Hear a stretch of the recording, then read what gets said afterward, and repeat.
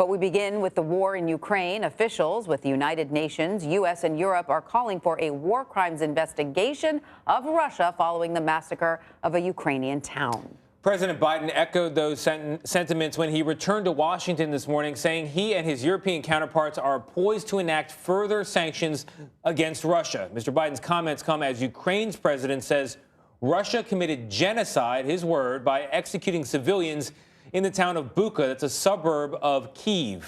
Now, the video we're about to show you, we do have to warn you, and we mean it this time, very, very graphic, even within the context of war.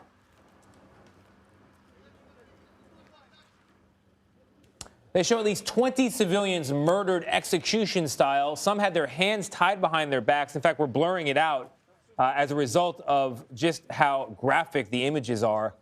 Some civilians, some satellite imagery captured what appears to be the site of a mass grave, a grave that could hold nearly 24 bodies.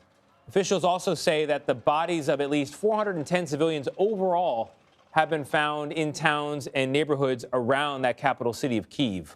And in Kyiv, city officials are telling residents who evacuated to safer regions of Ukraine to delay their return home. The mayor of Kyiv says there's concern Russian soldiers planted landmines in the area. Meanwhile, in Sumy, the governor says Russian troops no longer occupy any towns or villages in that region and have mostly withdrawn. CBS News' Deborah Alfarone has more. Ukrainian officials say they have found more than 400 civilian bodies in towns around the capital, Kyiv. Many left in the street appear to have been shot at close range, some with their hands tied behind their backs, some burned, some hastily thrown into makeshift graves. This new satellite photo shows what appears to be a mass grave near a church in the town of Bucha. In the village of Kalinivka, Irina Kostenko says Russian soldiers killed her only son, Alexei. She brought his body back to their home in a wheelbarrow to bury him in the garden. The pain is so bad, she says. He was only 27 years old. This man says Russian troops opened fire on anyone in the streets without asking any questions. The situation is coming into focus after Russian troops retreated. Now humanitarian groups are helping those left behind.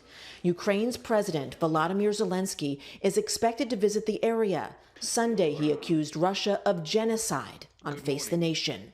We are the citizens of Ukraine, and we don't want to be subdued to the policy of Russian Federation. And this is the reason we are being destroyed and exterminated. President Biden called Russian President Vladimir Putin a war criminal several weeks ago and now says that's clear. He did not go so far as to say what's happening in Ukraine is a genocide.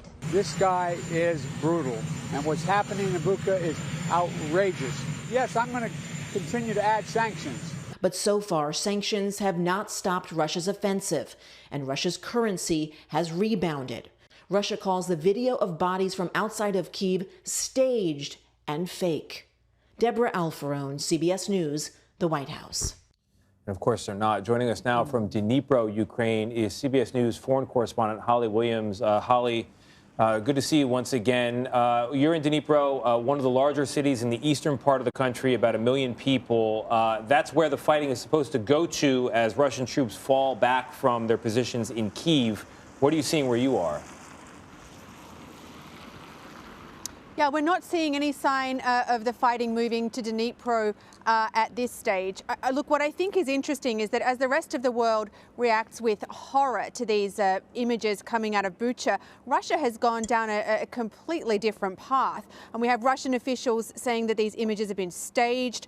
We have a Kremlin spokesman this morning saying that the video cannot be trusted and there are signs of there being forgeries and fakes. And even the Russian Foreign Minister, Sergei Lavrov, has said that the claims of a massacre in Bucha are, quote, a provocation that poses a direct threat to global peace and security. So many people would say, look, this is straight out of the Russian playbook. In these situations, they go on the offensive, and this is a country with a long history of disinformation. But we should also point out that while Bucha has been the focus and some of the most horrific images and videos have come out of Bucha, these stories of civilians being deliberately killed and even of multiple allegations of rape have come out of towns and villages in several areas that were occupied by Russian troops. So, Holly, does all of this now put even more pressure on the U.S. and other countries to do more to help Ukraine, to step it up, to do even more of, perhaps, of what they're already doing, but maybe change tact a bit? Well, I think the short answer to that is yes, absolutely. And it's not just the images from Bucha, which are obviously horrific and sickening. It's also Ukraine's President Volodymyr Zelenskyy, who has called, has accused Russia of genocide, speaking on Face the Nation yesterday. And today we understand that he actually visited Bucha to see for himself what had happened there. And incidentally, that tells you something about the improving security situation in Kyiv and the areas around it. When we think about what Ukraine would like from the US and its allies, remember first that the US has already committed $1.6 billion worth of security assistance to Ukraine since the invasion began. They announced $300 million in security aid on Friday, including drones and armored vehicles. And when we speak to Ukrainians, this is from the top, from politicians at the very top all the way down, people in the military, ordinary civilians. People express gratitude for what the US has done, but obviously the Ukrainians want more. And the thing that we are told over and over again is that they want to protect their skies. They want to stop being pummeled by the Russians. What they're asking for is aircraft and modern air defense systems. And of course, the U.S. pledging support, NATO pledging support, but there are limits so far to what they're willing to do to stop what we're seeing in the pictures and reporting coming out of Ukraine, including your own. Holly Williams, thank you very much.